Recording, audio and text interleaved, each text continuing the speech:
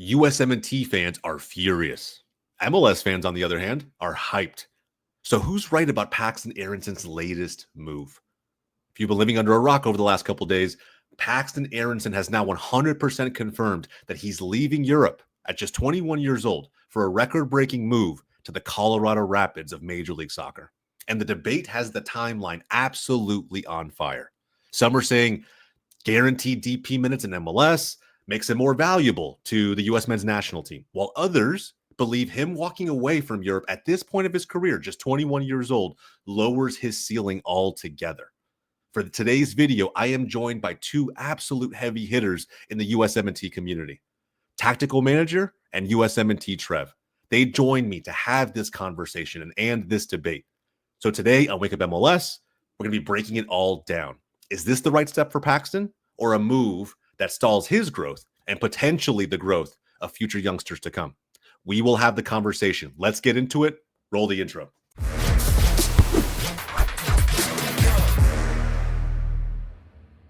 Welcome back in Wake Up MLS. I am joined by two phenomenal co-hosts for today's video. Very controversial topic on the timeline, unless you're sleeping under a rock. We've got Tactical Manager, we got USMNTrev here with me today to help me understand and break down this rumored move. Paxten Aaronson potentially on his way to Major League Soccer, the Colorado Rapids specifically. Confirmed. It is confirmed. It's a really interesting move, I think. And obviously, you guys see the hat that I'm wearing. I'm going to be the MLS advocate for today's video, bringing two massive USMNT fans on today's video for the show and for the channel.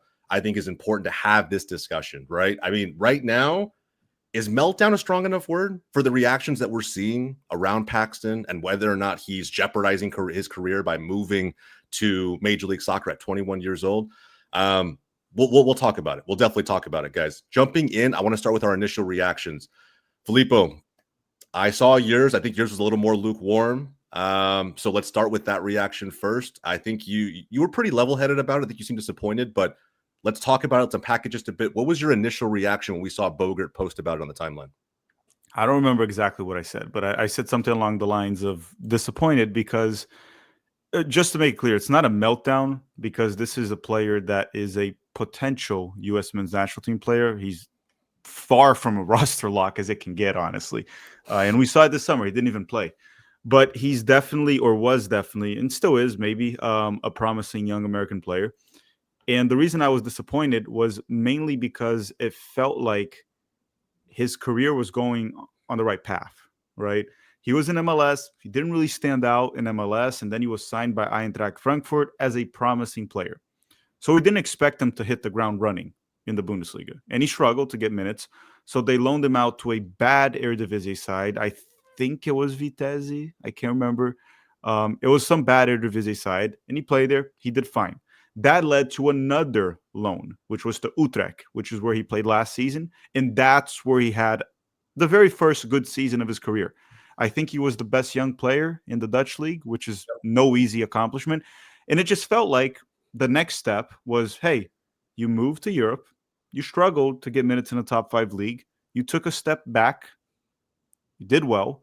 Now it's time to fight for those minutes in a top 5 league. Even if Eintracht didn't want him, loan him out to a weaker top 5 league side, right? Eintracht is not among the weak ones. So if he couldn't play for them, there are options a bit below, and keep progressing your career because he's turning 22 now. So if he had one more season in a weaker club in the top 5 league and he held his own and then eventually get an opportunity with Eintracht, it would have been fine.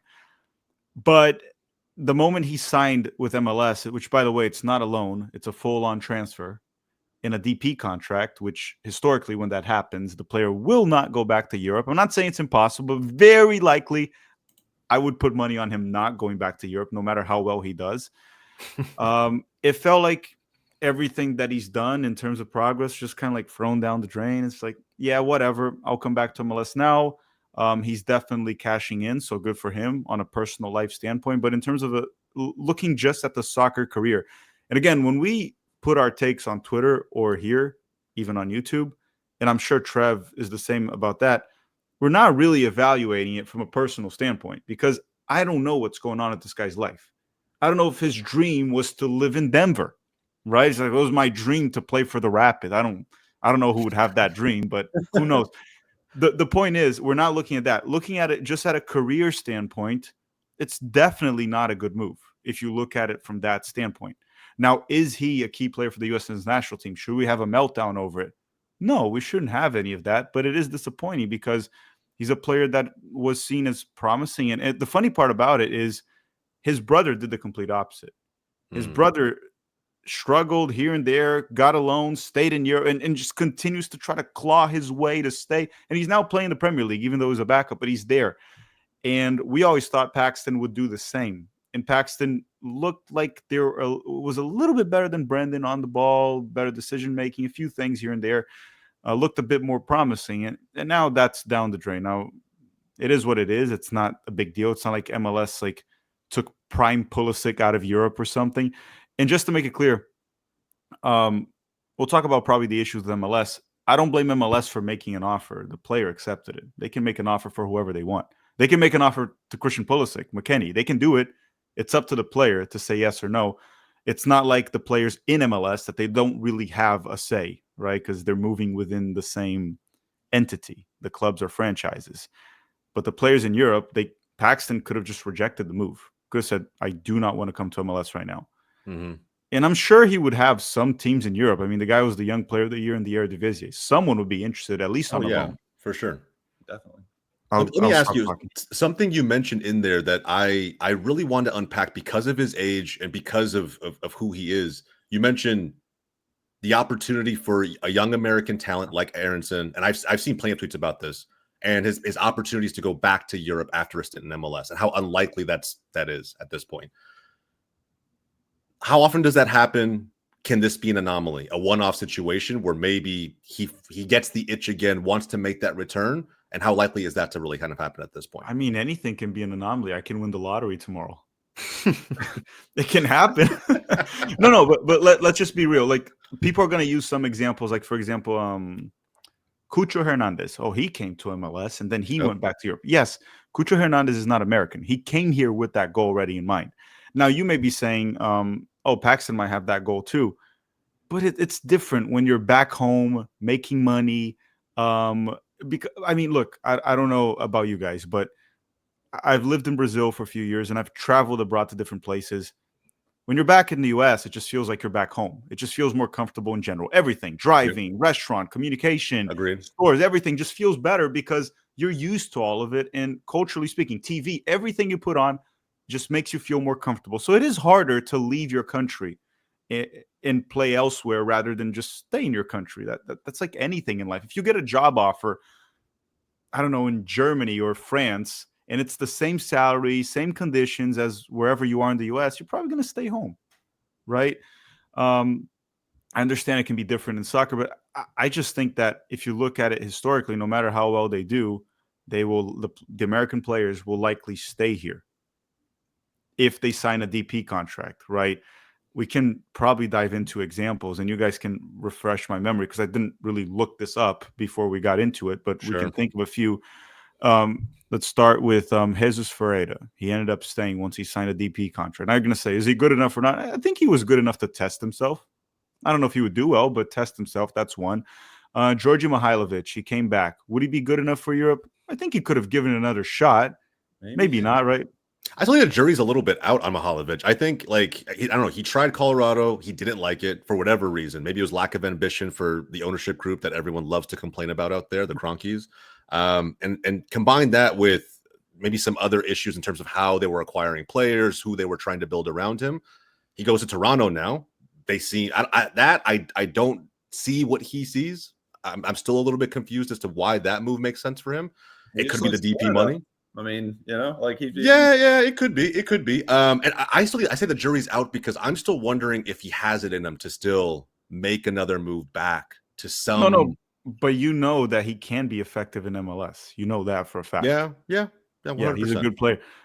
And then you can go other examples of players like Miles Robinson. Once they sign like a lucrative contract in MLS, it's very hard for a European team to match that contract because sometimes we forget, right? Outside of the top European teams, it's not like freaking Go Ahead Eagles can pay you $2 million a year, right?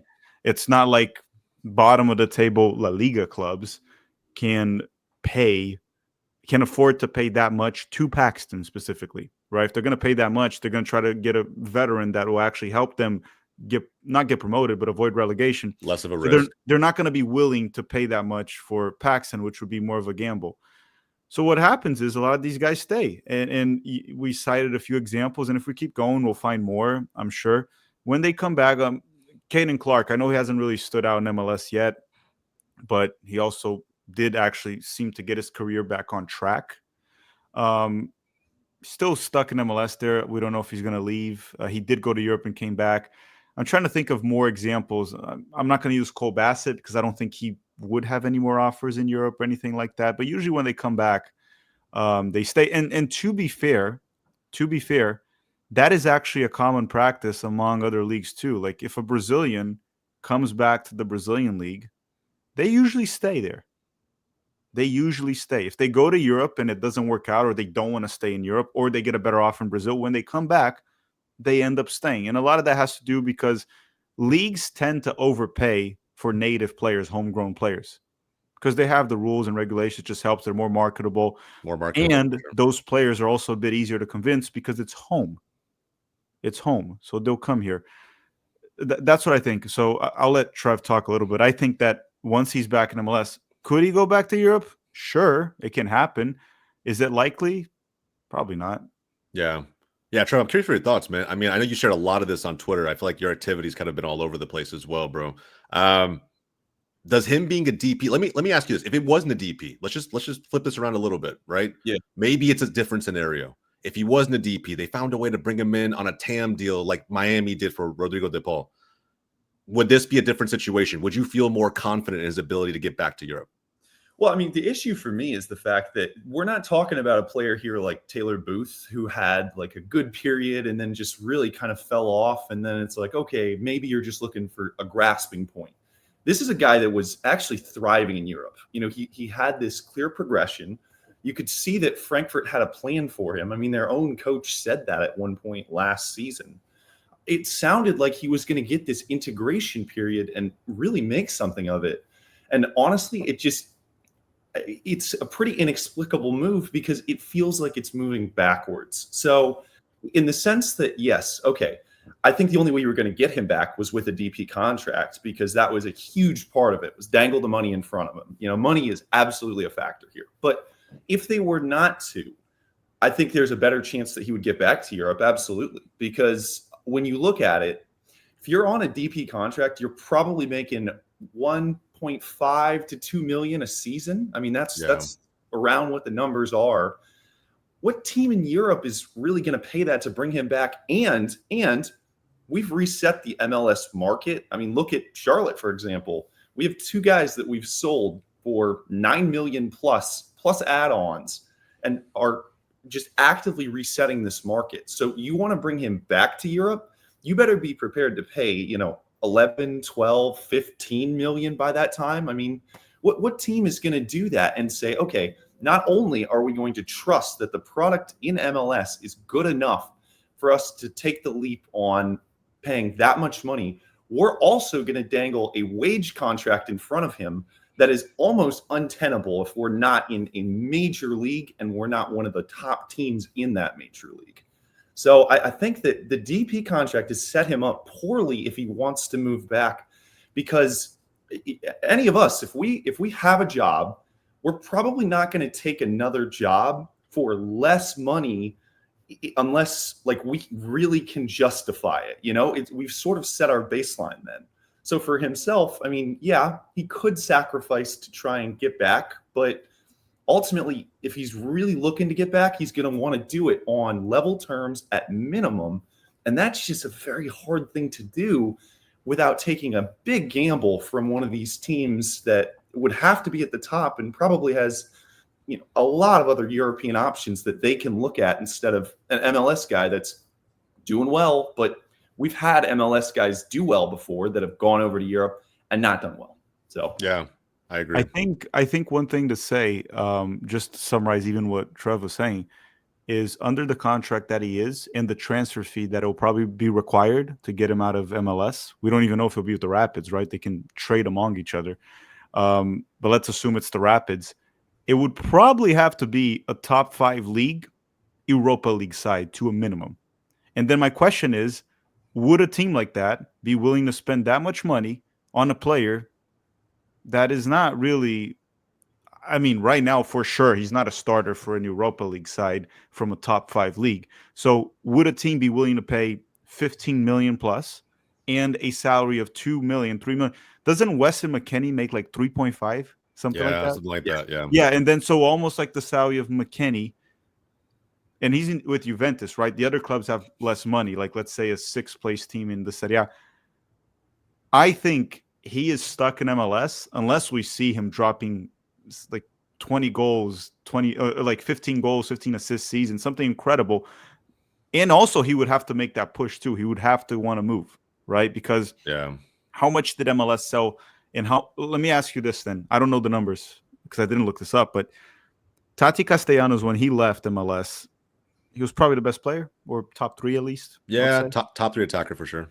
Top 3, so among the best. How much they sell him for, and what was his salary? He went to Girona, if I'm not mistaken. Then he went to Lazio after. If you look that up, it's probably the numbers that Trev was saying you would have to get Paxten. If you look at it, it's probably about that. Like maybe making 2 million a year in Europe, and they paid probably 15 or something. While you talk, I'm going to look that up to see if we have the info. I think that's what they have to pay. And also what you were mentioning right now, the numbers you were just floating out there, I mean, it's basically the Cucho deal. And keep in mind, Cucho had to not just be the top goal scorer in MLS, be the MVP in the 2023 season. He had to win Columbus the championship and got the $16 million deal done, not for a Europa League side, but for a Conference League side in Betis. And so it's, you know, it may not even meet the criteria that Paxten might have for himself in his career at that moment in time. And then you factor in also, just now thinking to what you guys are saying, the personal side of his life. He's 21 years old right now. By the time he decides that maybe it's time to move on to a more competitive league, wherever that may be, he could be 24, 25, 26 years old, a much different place in his life. And you're not just uprooting yourself, you're uprooting whoever's close to you, whoever's going to be with you on that journey. It's a much different conversation to have. You're not making a decision just for yourself at that point.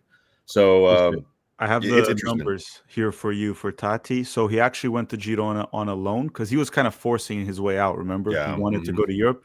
And then after the loan, they didn't buy him. Lazio paid 15 million euros for him, which is probably $18 million. That's a good amount of money. That's not too far, right? That was like that was 2 years ago. Oh, when the permanent deal went through. Yeah, okay, it was 2 years ago. It's not that far.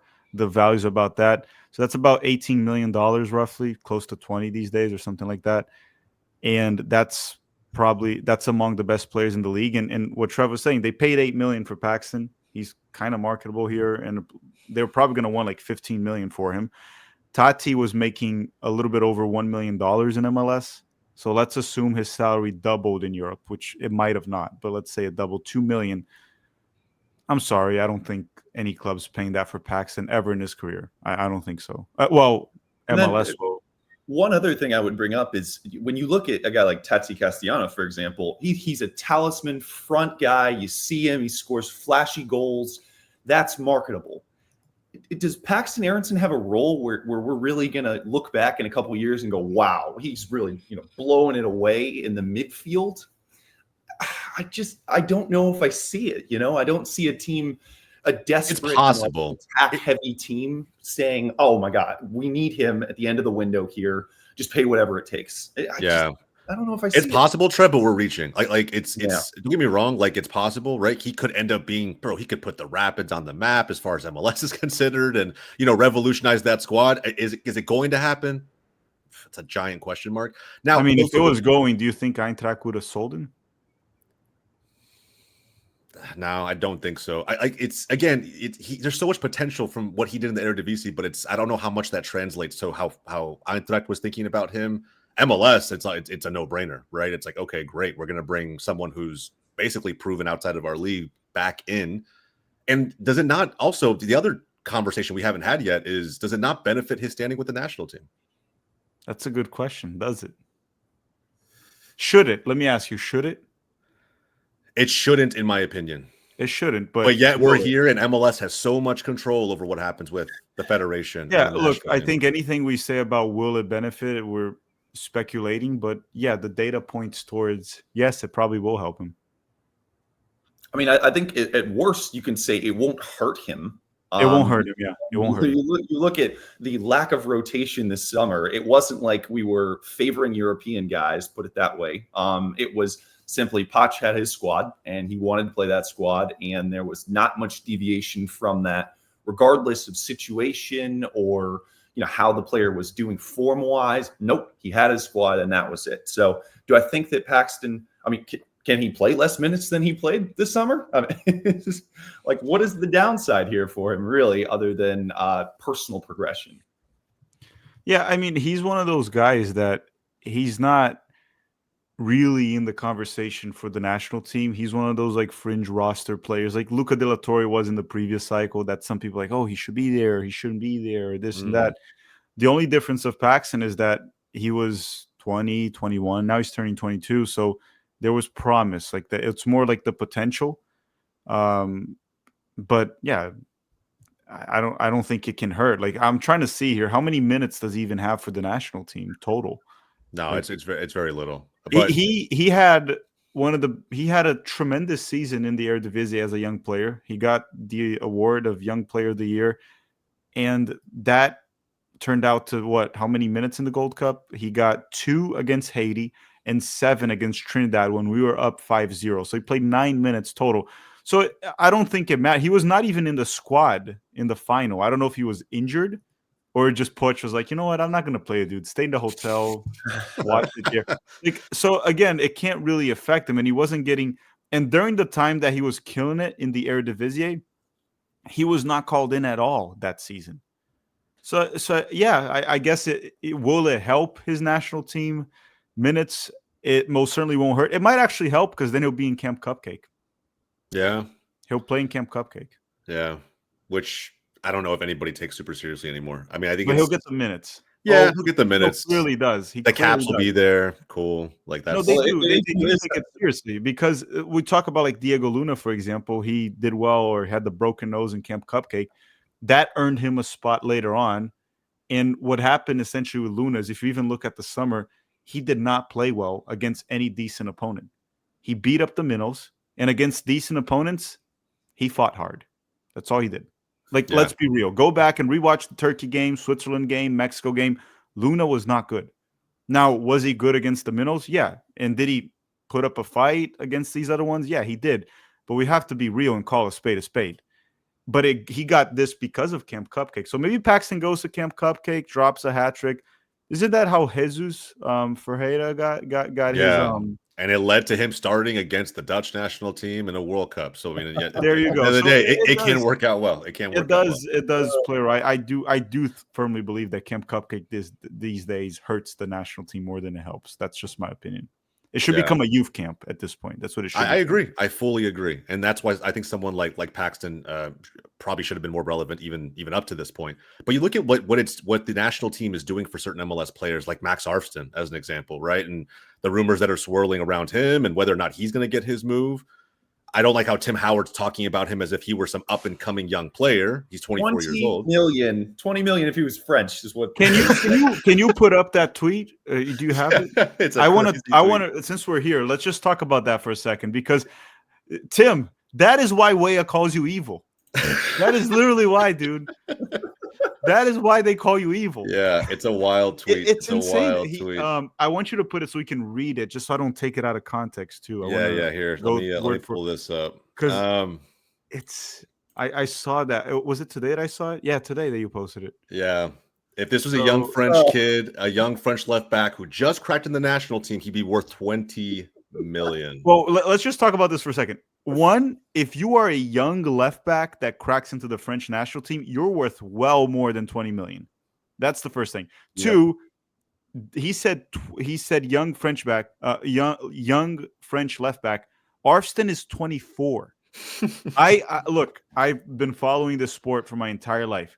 24 is prime age, like 24 to like 32, 33. Those years are usually the prime years of a player. That is not a prospect. This is probably the best version we're going to see of Arfston. Maybe when he's like 28, 29, consistency gets better because you get more experience, but he's not a young prospect. Like, dude, what are we this part threw doing? me off. He's a young, up-and-coming USMNT player, more than likely going to be in the World Cup roster if he continues this way. It's like he's talking about Paxten. It's what it feels like, you know? Like, it has this sense of like someone we haven't had on our radar lately as fans, and we need to be giving him the respect he deserves.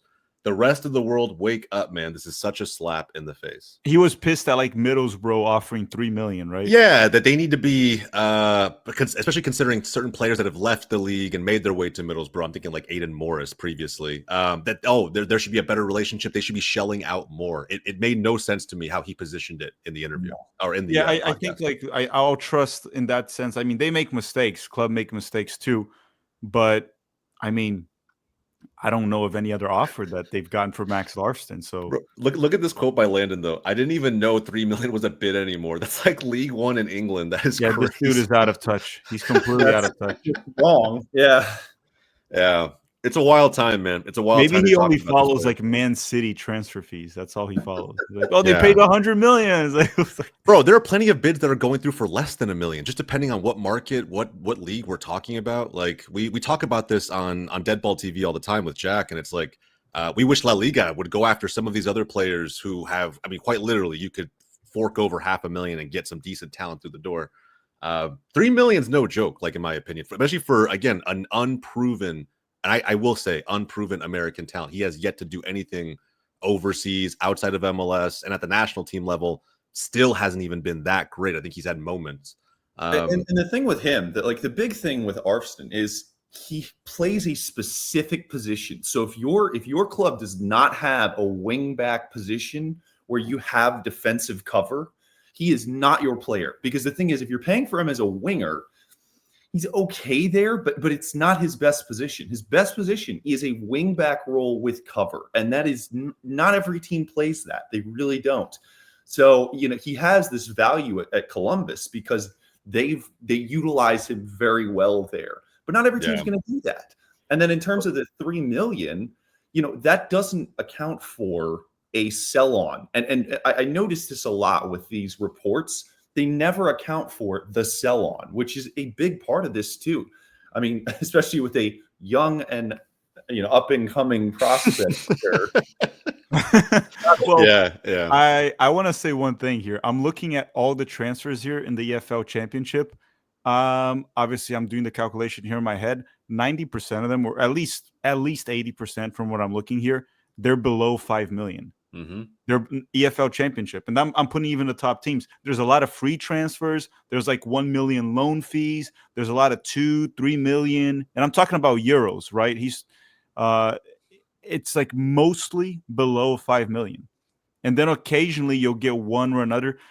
Yeah, like Stoke City, they made 2 signings this season where they paid a fee. A bunch were free. One was 2.5, the other one's 2 million. Like I'm looking here, most are below 5. There are some teams that can't even afford that. So I don't know what Landon is saying.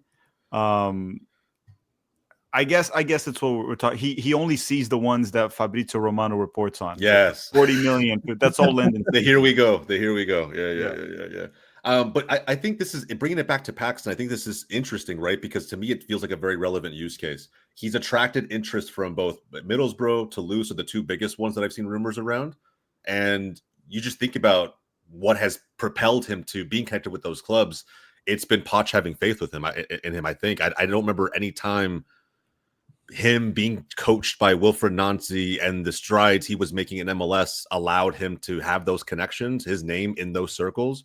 I think it's just his stint with the national team. And now you wonder if that's possible with Paxten. And that's what leads me to believe, again, maybe it's cope, bro. I have no idea. But it leads me, or hopium at a minimum. But I feel like there is a pathway. I know he's on DP money. I know that he's going to be much more comfortable here than he was overseas. But who knows? Maybe he could pull a Paxten and pull a Arfston and still be young at 25 and head right back to Europe. You want one more for Landon here? You know how much Toulouse paid for Mark McKenzie? Oh, no, I don't know off the top of my head. 3 million. Yeah. And here's the thing. You know how old Mark McKenzie was at the time? Right about the same age. 24. Yep. So it's like the fact that Landon is like, oh, this is like League One. It's like, you mean Ligue 1, the French league, the top five or top six league? Landon, this is why they call you evil. But evil is not the right word. It's not the right word. It's also not stupid. It's just laziness. These guys, before they go live, they don't do any of their homework, no research. They probably rely on someone giving them information, or not even that. They just kind of go live and say stupid shit like that. I'm sorry, like Howard might be seeing it from a goalkeeper perspective, where if you're a 24-year-old goalkeeper, you're young, because they usually break through after age 25. They take a bit longer. But as a fullback at age 24, this dude is he's starting his prime. This is the best version of Max Aarson. He's not a young left back, and 3 million is not really disrespectful. That would be one of the top transfers at Middlesbrough. It's a good offer. I'm actually impressed that they even sent this offer. That sounds a little stupid from them.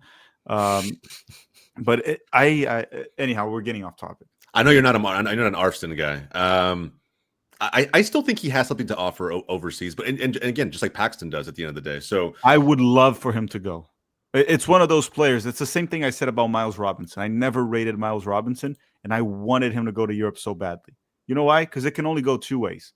One, he proves me wrong, and we get a quality player. He's going to show off and get challenged and get better, facing better competition, or he proves me right. So either one, it's a win. Yeah. So to bring this all full circle, do we feel like Paxten ultimately regrets this decision? And this is hard to answer because we don't have any insights into his personal life. I doubt it. Regrets? I don't think so, man. I mean, he had to sign off on it, one, and two, he's going to make a lot of money doing this. You know, there's only so much crying you can do on a bet of money.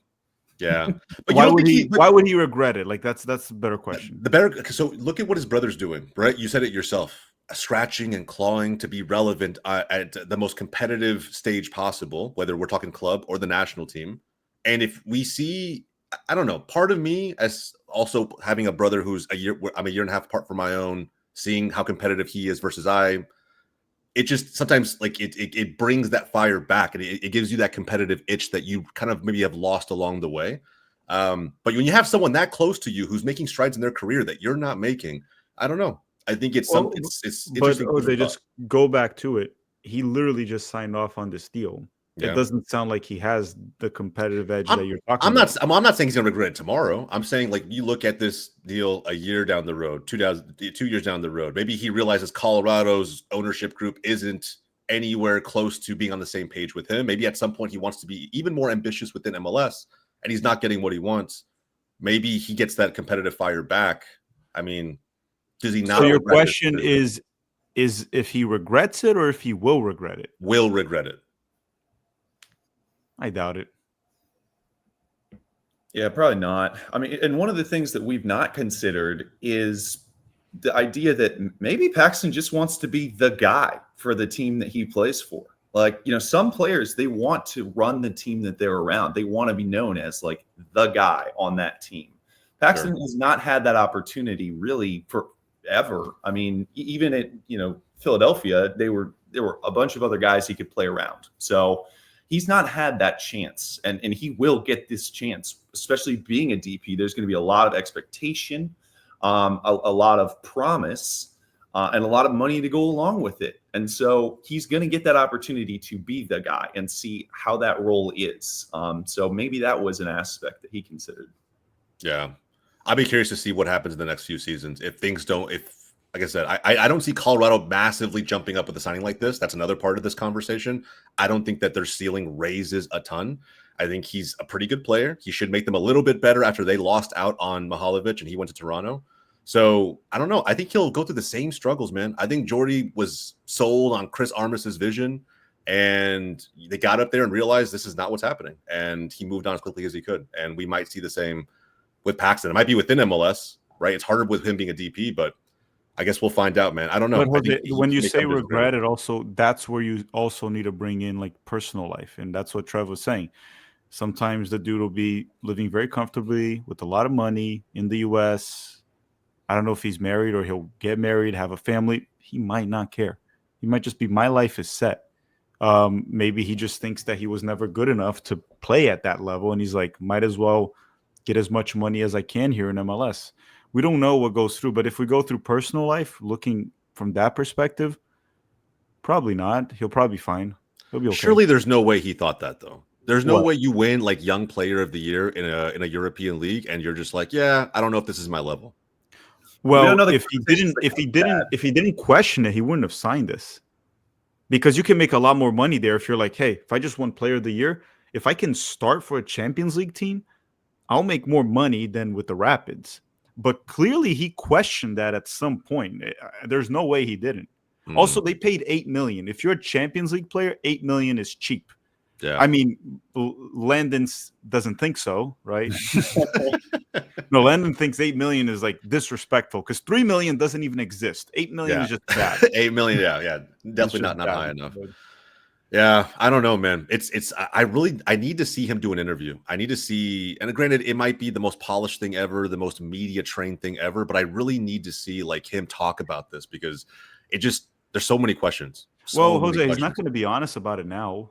Yeah, I know. He has to hype the move. He said it's a growing league. It's a great league. It's gonna get. He's not going to say something like, "Yeah, I took a step back." Like he's not. Oh, it's like I did it for the.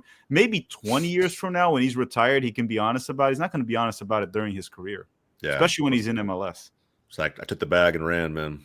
I think the only question that would give us an answer is what sort of conversations did you have with the coach that led to this decision? And we're never going to hear that, because I have a feeling that preseason, even though the coach said, yeah, we have a plan for him, we got all that, the things said behind the scenes might have told him a different story. Or I want to know what Brendan told him.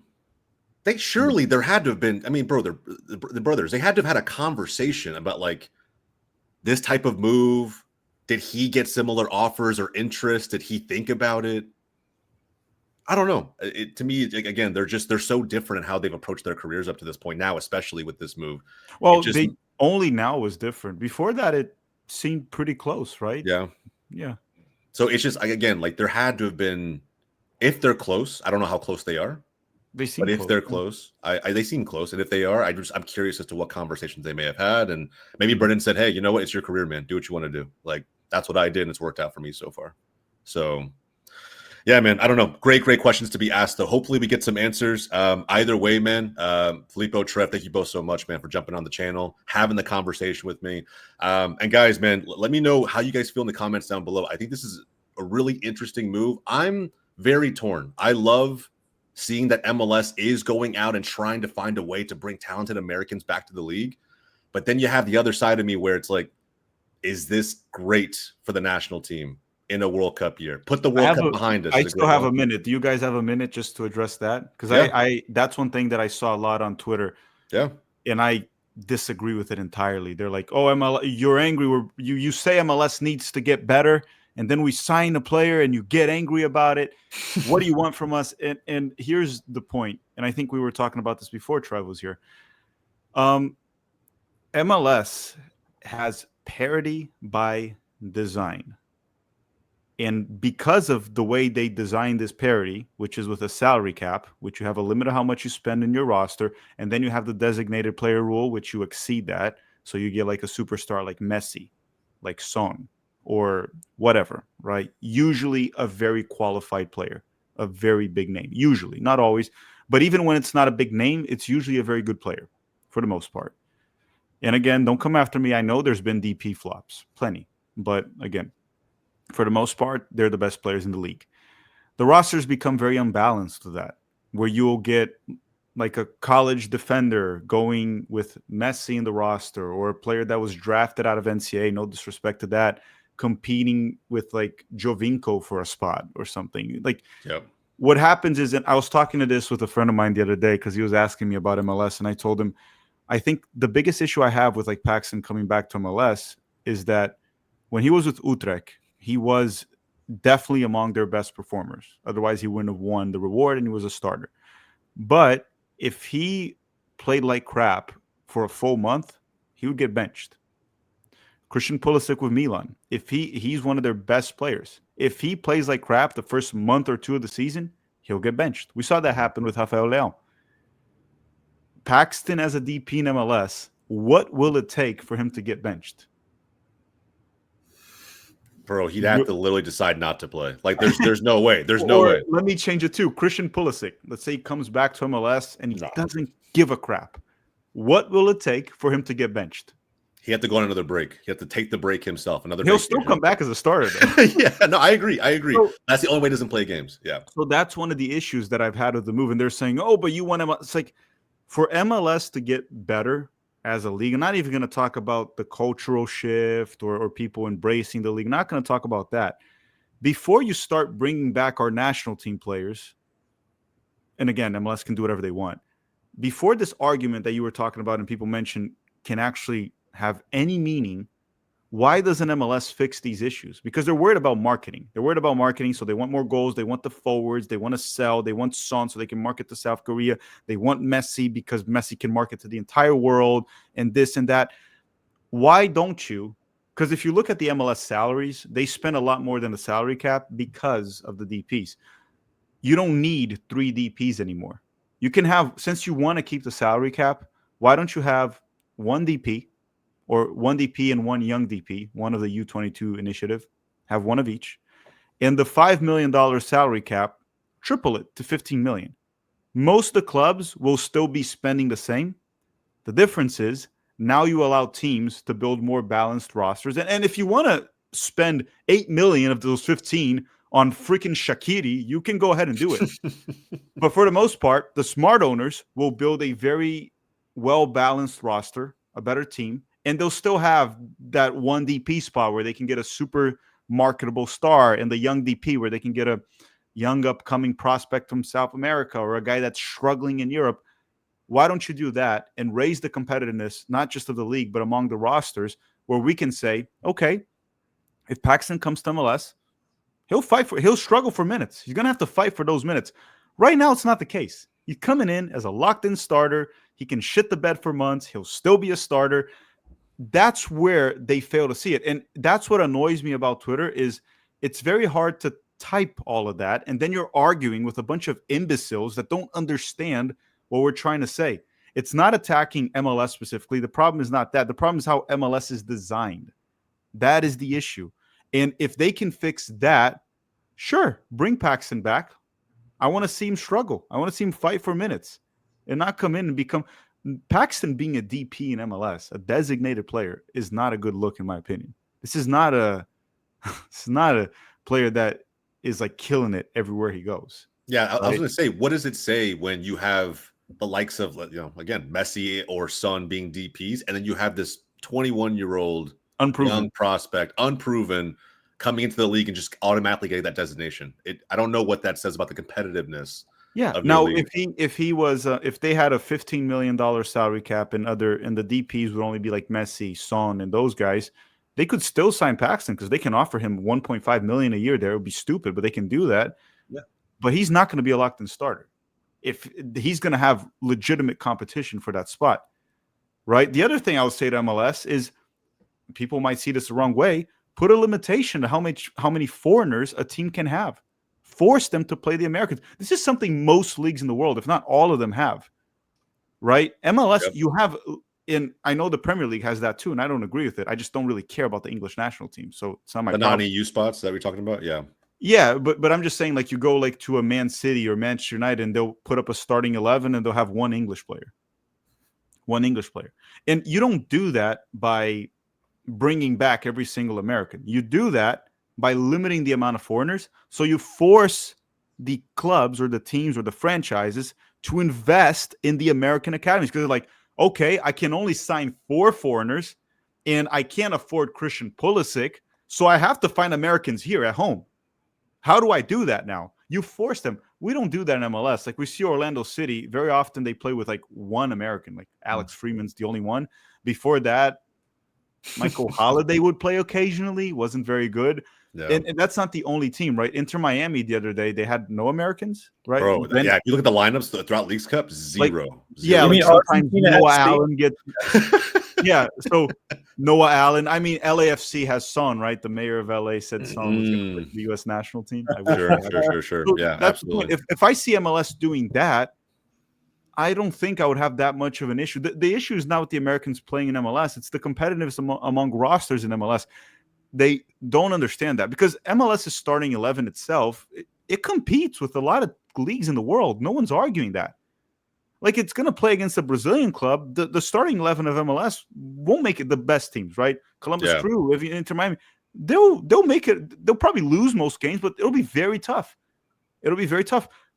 But the bench is abysmal. They could not endure a season in like Latin America.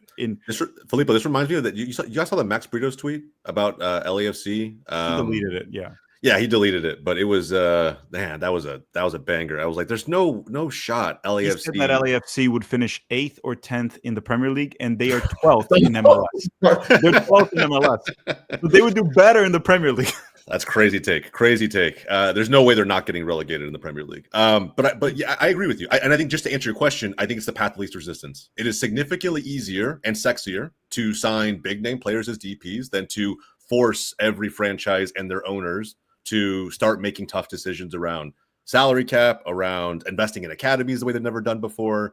It's like all of those things require a lift that many of them either don't want to make or just don't see a path to realistically making right now. What is even the limit for foreigners in MLS right now? I don't believe there is one. There's none. I don't believe. Yeah, I don't think so. If it were, Miami had been bending the rules since day one. Yeah, it's like there isn't a strict limit of total number of foreign-born players a team can have, but there's a limit on the number of international roster slots. Yeah, but you can buy other teams' international slots. So in essence, there is no limit. Using the monopoly money that they give every and also international slots. It doesn't apply to like permanent residence. So, for example, if the guy has a green card, which I'm sure you like, for example, Messi to get a green card is so fast easy. Track that. Yeah, exactly. So you can like it's not that hard for a professional athlete with a lot of like news covering him, fame. You can get a green card with some ease. So again, it doesn't count also to permanent residence, which it's what I'm saying. There's ways for MLS to make it more attractive where USMNT fans will not have an issue with that. But when you put that on Twitter, the MLS fandom, which I call them mainly the MLS fanboys because I don't think they're rational. I don't think they think very well what they're saying. They're very blind to what they say. They don't really want to have a real conversation. They just call you an MLS hater. And you just saw me elaborate my point of like why it is. And anyone can say I'm being unreasonable, whatever it is, but please explain what is unreasonable about what I said. That's what it is. If they can explain it, I'm willing to have a conversation. But just saying you're a hater for this take and all that. And also for anyone listening to this, when we're on Twitter, whether it's Trev, whether it's me, whether it's you, it's very hard to type everything that we said here. You can't type that. So it requires the other person being a bit rational, which there's a portion of them that they're not. So it becomes very complicated. Like one idiot even said, oh, you know what's better for Paxten and Paxten. I never said that. And I'm not looking at his personal life. I don't know what's better for his personal life. That's rage bait, I don't bro. know. There's no way. And I don't know, and I don't want to know, and it's not my problem.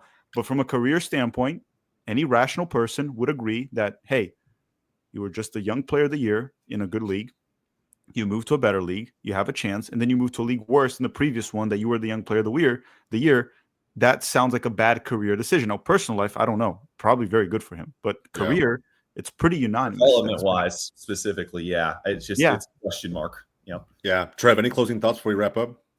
Yeah, man. I mean, other than just, everything we've talked about, I think that there is this emphasis on, from some people on Twitter, definitely this is actually going to impact the national team. And I don't think that's the case because Paxten wasn't playing big minutes at all. But what I think it is it's a little eye-opening that this is a strategy we're now implementing because this is one we've seen in Liga MX.